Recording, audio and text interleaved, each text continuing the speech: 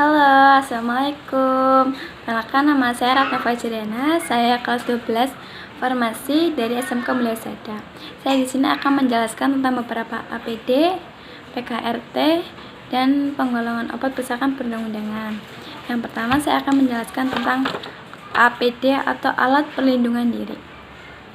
APD adalah alat-alat atau perlengkapan yang wajib digunakan untuk melindungi atau menjaga keselamatan pekerja saat melakukan pekerjaannya memiliki potensi bahaya atau resiko kecelakaan kerja.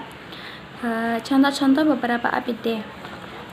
Yang pertama ada helm pengaman atau safety helm. Tujuan menggunakan helm adalah untuk menghindari benturan benda tajam dan benda yang dapat melukai kepala. Selain itu, kepala juga terlindung dari api, percikan bahan kimia, dan radiasi panas. Yang kedua, penutup telinga. Penutup telinga ini bisa terdiri dari sumbat telinga atau earplug atau earmuff yang berfungsi untuk melindungi telinga dari kebisingan maupun tekanan. Dan yang ketiga itu ada kacamata pengaman. Kacamata pengaman ini digunakan sebagai alat pelindung yang berfungsi untuk melindungi mata dari paparan partikel yang melayang di udara ataupun di air, percikan benda kecil, benda panas, ataupun uap panas. Selain itu, kacamata juga berfungsi untuk menghalangi pancaran cahaya yang langsung ke mata, benturan serta pukulan benda keras dan tajam. Jenis kacamata penggunaan ini bisa berupa spectacles atau goggles. Dan yang keempat ada masker atau reseptor. Masker atau reseptor berfungsi sebagai penyaring udara yang dihirup saat bekerja di tempat yang kualitas udaranya belum misal berbau atau beracun. Yang kelima ada pelindung wajah atau face shield. Pelindung wajah berfungsi sebagai melindungi wajah dari percikan benda asing saat bekerja. Dan yang keenam adalah jas hujan atau raincoat, berfungsi untuk melindungi tubuh dari percikan air baik ketika harus bekerja di bawah air hujan maupun ketika mencuci peralatan dalam jumlah besar. Dan yang ketujuh adalah sepatu karet atau sepatu boots. Sepatu karet berfungsi untuk melindungi kaki dari tusukan benda tajam, bahan kimia berbahaya, cairan yang terlalu dingin atau panas. Itu tentang beberapa APD. Dan yang kedua saya akan menjelaskan tentang beberapa PKRT. PKRT itu perbekalan kesehatan rumah tangga, dibagi menjadi 3 kelas. Kelas pertama atau resiko rendah. Kelas pertama atau resiko rendah, PKRT yang pada penggunanya tidak menimbulkan akibat yang berarti seperti iritasi, korosif, karsinogenik. Dan yang kedua adalah kelas 2 atau resiko sedang. PKRT yang pada penggunaan dapat menimbulkan akibat seperti iritasi, korosif, tapi tidak menimbulkan akibat serius seperti karsinogenic. Contohnya ada deterjen dan alkohol. Yang ketiga adalah kelas 3 atau resiko tinggi.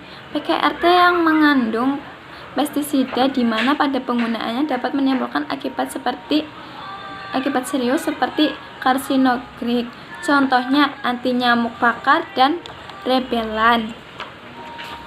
Dan Yang ketiga, saya akan menjelaskan tentang penggolongan obat berdasarkan perundang-undangan. Yang pertama, saya akan menjelaskan tentang obat bebas. Ada yang tahu logo obat bebas? Yang pertama ada logo obat bebas. Ini ada logo obat bebas. Logo obat bebas itu berbentuk lingkaran dan ada tepinya. Ini tepi luarnya itu berwarna hitam dan tengah-tengahnya itu berwarna hijau. Isinya seperti hijau daun ya, biasanya. Obat keras itu contoh obat bebas itu contohnya ada paracetamol, obat herbal atau wush, atau obat-obat yang biasanya kita temukan di warung-warung ya. Obat bebas itu biasanya obat-obat yang ada di warung-warung. Yang kedua itu ada obat bebas terbatas. Obat bebas terbatas itu logonya sama, berbentuk lingkaran dan tepi luarnya itu berwarna hitam dan tengahnya itu berwarna biru.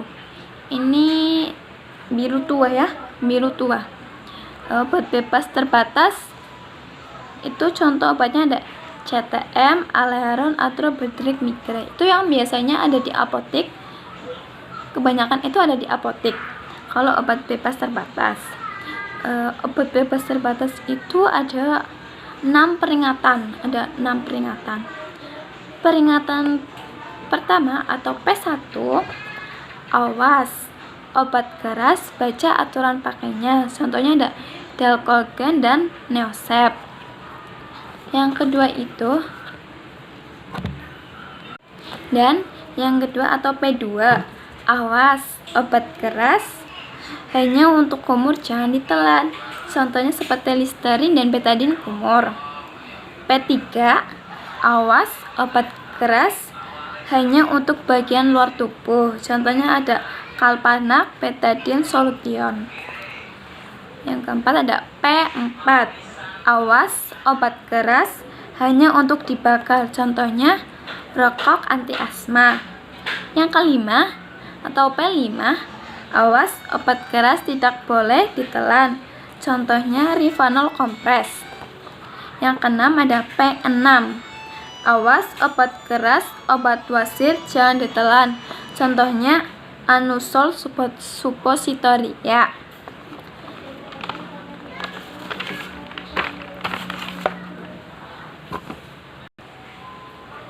Dan yang ketiga itu adalah obat keras. Logo obat keras itu berbentuk lingkaran. Tepi lingkarannya itu berwarna hitam dan di tengah itu berwarna merah, tetapi ada huruf K yang berwarna hitam. Obat keras itu tidak bisa dibeli di apotek tanpa resep dokter. Tidak boleh dibeli tanpa resep dokter. Obat-obat tertentu yang termasuk golongan obat keras itu seperti obat generik, obat wajib apotek atau OWA atau psikotropika. Psikotropika ada 4 golongan, yaitu golongan pertama hanya boleh digunakan untuk ilmu pengetahuan. Golongan kedua digunakan untuk pengobatan maupun ilmu pengetahuan. Golongan ketiga lebih banyak digunakan untuk pengobatan. Golongan keempat juga lebih banyak digunakan untuk pengobatan. Contoh obat keras itu ada loratadine, bromhexin HCl, alprazolam dan clobezolam. Contoh obat psikotropika itu ada ekstasi, diazepam, fenobarbital dan sabu-sabu. Sabu-sabu yang biasanya itu disalahgunakan oleh anak muda sekarang ya. Dan yang keempat itu adalah obat narkotik. Obat yang sangat berbahaya, tidak boleh disalahgunakan karena ini bisa menyebabkan ketergantungan. Obat narkotik atau obat-obat yang bisa berasal dari tanaman maupun tidak. Narkotika juga bisa berupa sintesis atau semi sintesis. Logo obat narkotik itu udah berbentuk lingkaran, tapi lingkarannya tuh berwarna merah, tengahnya berwarna putih, tetapi seperti ada ini tanda seperti tanda plus ya, itu berwarna merah atau PMI, tanda PMI. Contoh narkotika itu ada opium, ganja, dan heroin, dan lain-lain. Narkotika dibagi menjadi beberapa golongan. Yang pertama, golongan pertama untuk ilmu pengetahuan, memiliki resiko tergantungan yang tinggi. Itu hanya boleh untuk ilmu pengetahuan golongan pertama. Dan yang kedua, golongan kedua untuk pengobatan dan kepentingan ilmu pengetahuan. Contohnya ada tebokan, morfin, dan peptidina. Dan yang ketiga itu adalah untuk pengobatan dan kepentingan ilmu pengetahuan, memiliki resiko tergantungan yang ringan. Biasanya kalau obat biasanya golongan ketiga ya, karena golongan ketiga itu ketergantungannya itu cukup sedikit, cukup ringan ya. Contohnya ada kodein, nikotin, dan nikodikotina. Sekian dari saya. Apabila ada kesalahan, saya mohon maaf sebesar-besarnya. Sekian, terima kasih, dan wassalamualaikum warahmatullahi wabarakatuh.